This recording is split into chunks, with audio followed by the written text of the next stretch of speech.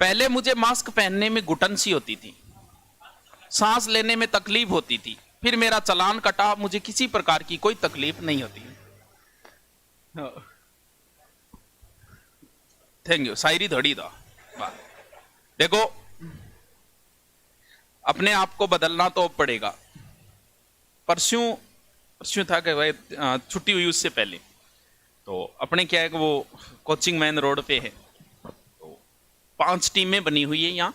कल एसडीएम साहब से मिले तो उन्होंने बताया कि 5 टीमें बनी हुई है, कभी एक ईओ के नेतृत्व में है, एक तहसीलदार के नेतृत्व में, इस प्रकार से। तो वो भाई बच्चे बैठे थे, सोशल डिस्टेंसिंग आपको पता ही है, बराबर था, सबके बराबर था। तो वो अंदर आ गए। तो बात यह कि अगर आप अच्छा कार्य करते हो तो आपको जल्दी से समस्याएं नहीं आती है, अगर आप अच्छा कर रहे हो। तो उन्होंने कहा कि देखो, कोरोना का माहौल है और हमें पता है आप 1100 रुपये में पढ़ाते हो, बचना आपके कुछ है भी नहीं। अब अगर हम बच्चों के कुछ के चालान काट भी देंगे तो वो भी आपको भरने पड़ेंगे, आप बच्चों को भी नहीं कह सकते ले आओ। तो पीछे 5-7 कार्टून बैठा बिना मास्क, तो हम काट के 2100 रुपया चालान काट के, यानी प्रत्येक दुकान के अंदर ही काट के गए थे, वो तो अपनी दुकान ही है। विजय, बात यहां समाप्त नहीं होती है, बात तो अब शुरू होगी। बात इतनी सी थी, फिर उनको बिठाया, चाय पानी पिलाई, और वो अब जल्दी इनको कर देंगे। अब हम टेस्ट शेड्यूल शुरू कर देंगे, जिनके बीच में गैप भी होता है, या फिर सोचेंगे क्या करना है, 3 दिन की छुट्टी देके सोचेंगे कि करना क्या है आगे के लिए। फिर कल एसडीएम साहब से मिले तो वो भी बोले कि देखो, हाँ मैडम है, एसडीएम साहब मैडम है, सीकर से है और पिछले बैच के ही है। तो अभी जो नए बंदे लगते हैं वो कहीं ना कहीं किसी ना किसी रूप में जानते ही हैं, पुराने वाले नहीं जानते, लेकिन हम इन 2-3 सालों में जो भी पढ़ाई से जुड़ा हुआ है वो जानता ही है कहीं ना कहीं। तो मैडम जी ने यही कहा कि भी देखो, धीरे धीरे स्थिति तो बिगड़ती जा रही है, आज नहीं तो कल लॉकडाउन की संभावना ही रहती है। ये आपको पता है, आज की न्यूज़ों के आधार पर आपको पता चल रहा है। बात ये नहीं कि आप सोशल डिस्टेंसिंग से बिठाओ, कोई बात नहीं है, लेकिन फिर भी समस्या तो आ सकती है। अगर एक कोरोना पॉजिटिव आ गया ना, तो फिर हम पूरे के स्कैनिंग करेंगे। अब आपको पता है, स्कैनिंग करते ही 100 चेकअप कराने जाओ, 30 तो आ ही जाएंगे। तो पूरे का स्कैनिंग करेंगे हम, बिना मतलब यहाँ कर्फ्यू लगा देंगे। अब बताओ, इतनी सिचुएशन होगी तो बुराई का भांडा किस पर फोड़ेगी जनता। गांव में कहावत है, कंसाइडो को नहीं रुआइडो हो जा। बात अब देखो, अब सुनो, वो बात बीच में रह गई। आए, उनको चाय पानी पिलाई, और 5-7 बच्चे जो थे उनको चले गए 5-7 मिनट, ठीक है, जानकारी थे, वो कांस्टेबल थे तो वो भी जानकार थे, यो साहब नहीं थे, वो अलग बात है। अब बात बनती है मार्केट में। आपने भी सुनी होगी नई नई बातें। 3 तरीके के लोग होते हैं, 3 तरीके के जुआ खेलने वाले होते हैं। 3 तरीके बताया था, जुए का एक दिन बताया था ना, 3 तरीके का जुआ है।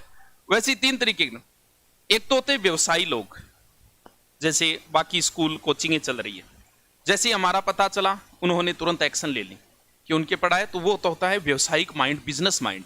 तो उन्होंने भी फोन कर लिया, गुरुजी क्या मामू ये है, आप भी बंदी कर दो अगर चला रहे हो तो। वो पहली कैटेगरी है। दूसरी कैटेगरी है जो सिर्फ उसी पे बात ध्यान देती है, बोल भी छापो और लॉकडाउन में करना, ये दूसरा। अब आती है तीसरी कैटेगरी। अब नई नई बातें, मैं गुरुजी से कह रहा था, हमारी मार्केट वैल्यू कितनी है अब आपको पता चलेगा। सब दुकानों में चालान काट के गए, अपना भी काट के गए, लेकिन अब चेक करना कि अपनी बातें हवा बनती है कि नहीं बनती, तब तो हम मार्केट में जिंदा है।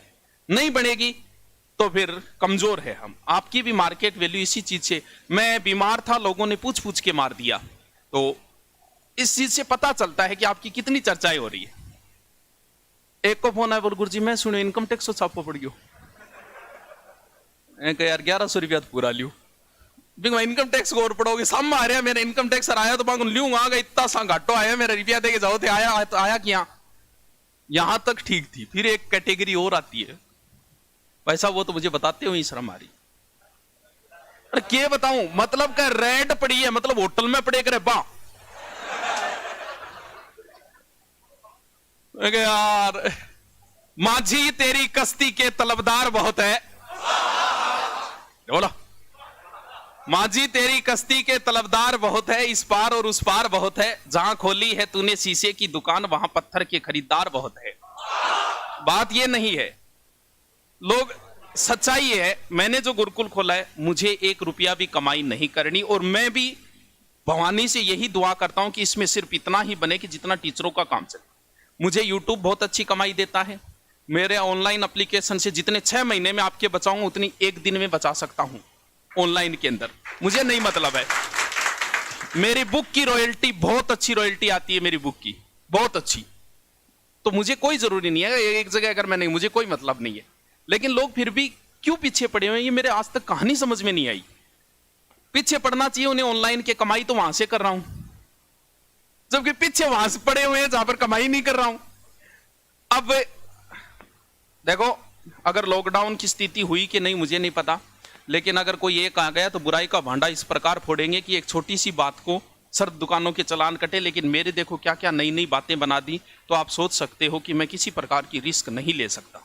हाँ, अच्छे बुरे सब लोग होते, वो आए वो सारे अच्छे थे, कंप्रोमाइज किया बनाने को, वो बहुत बड़ा मुद्दा बना सकते हो। कल जयपुर की कोचिंग का एक मुद्दा बना था, एक कोचिंग का वीडियो रिकॉर्ड करके पूरा मुद्दा बनाने वो भी बना सकते थे, लेकिन उन्हें पता है कि मैं कर क्या रहा हूं। वो साथ वाले कांस्टेबल साथी थे, वो सब जानते हैं कि गुरुजी क्या कर रहे हैं। इस हिसाब से उन्होंने अपने आप को किया कि ठीक है 2-3 मास्क को लगा के उस अंग चलान काटना जरूरी है, बाकी ठीक है और बंद कर ही दो, ठीक होगा। क्यों? क्योंकि बिना मतलब का लोग माहौल बना देंगे।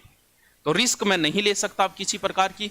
नए एडमिशन जो हुए थे लगभगों को फीस वापस दे दी, लेकिन आप में भी बहुत सारे नए बच्चे हैं। अब सिर्फ टेस्ट शेड्यूल से ही हम काम कर सकते हैं, क्लास में तो नहीं बिठा सकते किसी सिचुएशन में। टेस्ट शेड्यूल भी एक दिन छोड़ के एक दिन होगा। जितने दिन 21 दिन मान लो, 20 दिनों में माहौल का पता चल जाएगा, फिर हम वापस वैसे ही क्लासें शुरू कर देंगे अगर सरकार ने इजाजत दी तो, वरना तो सिर्फ टेस्ट शेड्यूल होगा। बात यह कि अगर लॉकडाउन हुआ तो मैंने पहले भी आपको एक बात बताई थी कि योग्य व्यक्ति जो है या जिसे कुछ हासिल करना है उसके लिए एकांतवास बड़ा जरूरी है। हमारा एक बाबू जी अब तो चलता रहे, स्वर्गवासी हो गया, बांक नगर कोई चले जाओ तो नहीं भलाई, लुगाई जाओ आदमी जाओ, डांगी सरका देता। उनके पास जो गया वो लठ खा के नहीं आया, ये आज तक हुआ ही नहीं। मैं सिर्फ गाड़ी खा गया एक, बाकी सारा लठ खा गया। हकीकत है, मजाक कौन करे।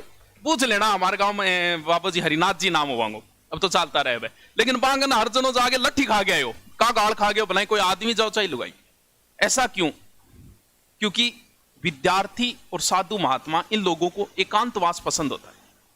उन्हें ये, आप अगर पढ़ने वाले बच्चे हो तो आपको अगर कोई डिस्टर्ब कर रहा है तो वो आपको अच्छा नहीं लगेगा। ने पढ़ना रहा हो जद मारेगा घंटी आ जा रहे चाह पी गाऊंगा होटल पर।